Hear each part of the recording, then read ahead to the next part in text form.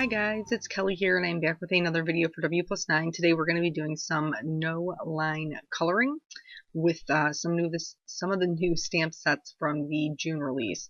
So I'm using fairy dust ink to stamp a bouquet arrangement using the new Summer Bloom set. Solid images are hard for me. These are beautiful images and I always fall in love with the images, but I'm not very good at using them in the traditional sense. So I kind of do my own thing with them. So here I'm not worried about masking. I'm using the fairy dust because it's super light ink and I know my Copics will cover it. These inks are alcohol based, so they work beautifully with Copics. Never had any issues with them, get great blending, and I'm working on W+9 white cardstock. So like I said, I wasn't worried about masking, but in some of the areas I wanted just one single leaf. So I'm putting the majority of the ink on the smaller leaf, and then I'm just using my finger to wipe away whatever's left on the bigger leaf. So we're going to move right into the Copic coloring because that's really, the entire focal point of the card is Copic coloring. So I'm just coloring right on top of the, they're almost like ghost images that fairy dust leaves. And I'm just using a really light hand, light flicking motion, so I get a really good blend. And I wanted to go with, shocker, bright summer colors because A, that makes me happy, and B, summer is finally here. So I'm just going to color up a cover. Why can't I talk? Why? Cover up a cover? I'm not going to color up a cover. I am going to color up a couple of these leaves and then move on to the flowers. So here I'm basically just doing the same thing. I decided I liked a little bit of shading in the center of my leaf, so I am adding some of that. Starting with my lightest color, moving out to my darkest, from my darkest back out to my lightest. But with the no line coloring, I almost always do my lightest color from the outside edge into what I've already colored. And this is just so I can maintain the shape of the stamp. I just like outline what's already there and then bring the color in toward the center of the image, whatever that is. It's a leaf, it's a flower. So here I'm doing the florals. Now the way that this stamp set is designed is each bloom has a inside and an outside piece. So I stamped the outside pieces. I did not stamp the inside pieces as they were intended. You can see two smaller flowers. Later we're going to color them with some blue greens, but those are actually the inside of the bigger flower. I just utilized them as smaller flowers. But I decided to color them. I didn't want to leave the centers blank, so I decided to do them almost like this one looks almost like it's folded over, like if it was I don't know, like almost like a side view, I guess, of the flower.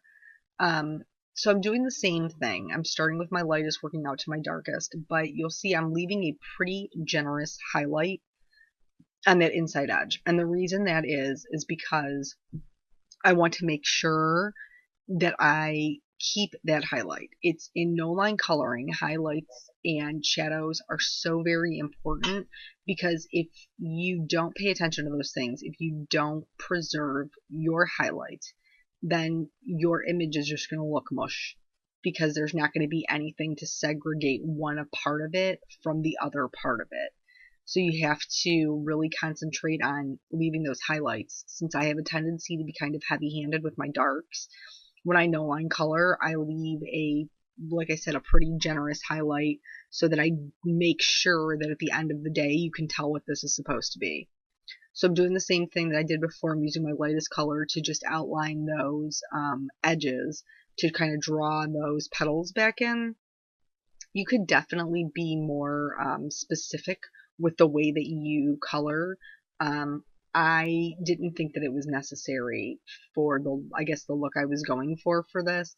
I didn't think it needed to be super detailed. I thought that, just keeping the shading good and the highlight there, that I could get a look I would be happy with. Now, if you're looking for being able to see each individual petal, that's definitely something that is an option. It's just going to be a little bit more time consuming. But really, I mean, when we're making cards, I mean, most of the time we're not in a rush unless it's like that one time we actually need a card for something. And of course, like, you've given away all your happy birthday cards and all you have left is like Merry Christmas and it's July. Like, we've all been there where you're like, I spend hours making beautiful cards and now I'm actually going to give one to somebody and I spent 5 minutes with, like, I don't know, the little scallop scissors and some construction paper. But anyway, these cards are quick.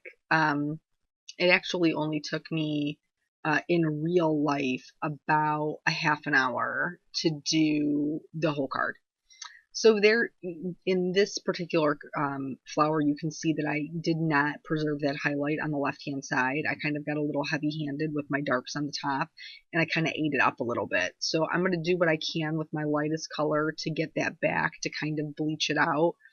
I could have went back in with the 0 marker. I just didn't think it needed to be that extreme. I thought that I could do what I needed to do with the V12, and it ended up being okay. It was all right.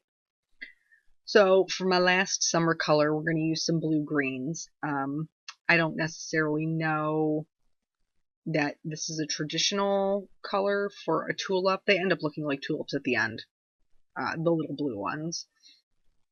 But I thought that it was really pretty with the purples and the orange and that lime green. I'm such a sucker for that lime green, and I love, like, the teal blue greens with oranges. So yeah, that's, I mean, basically just the color palette picked itself. I was kind of just a hostage to whatever it wanted to do. So for this one, I did the same thing I always do. There's some little detail images that are in this set, and I thought that I was going to use this on all of them, but I actually ended up using it on the orange one. And then I realized that those blue ones were looking a little flat, and I wanted to add some petals behind it. So to do that, I just added some darker shading in between the petals that were already there. And then, even though it looks kind of weird at first, it really does later on, like, once everything dries back and it's good to go, gives the appearance of 3D, and they do look like tulips to me.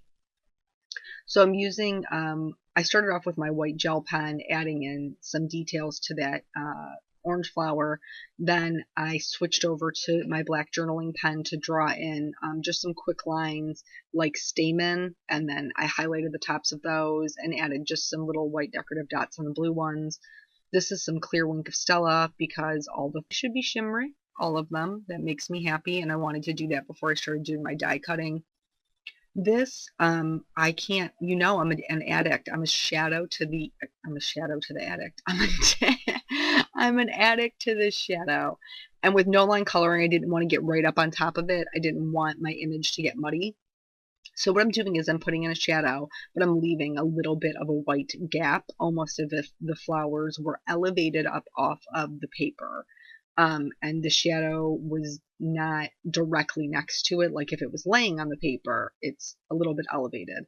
So I just used a C3 and a C1, and then to blend it out even more, I went back in with my 0 marker and just kind of went over the edges just to get a good blend. And even though, like, when you're first doing it, you're going to feel like it looks weird, just try it, because at the end of it, it really does help to make that image look 3D.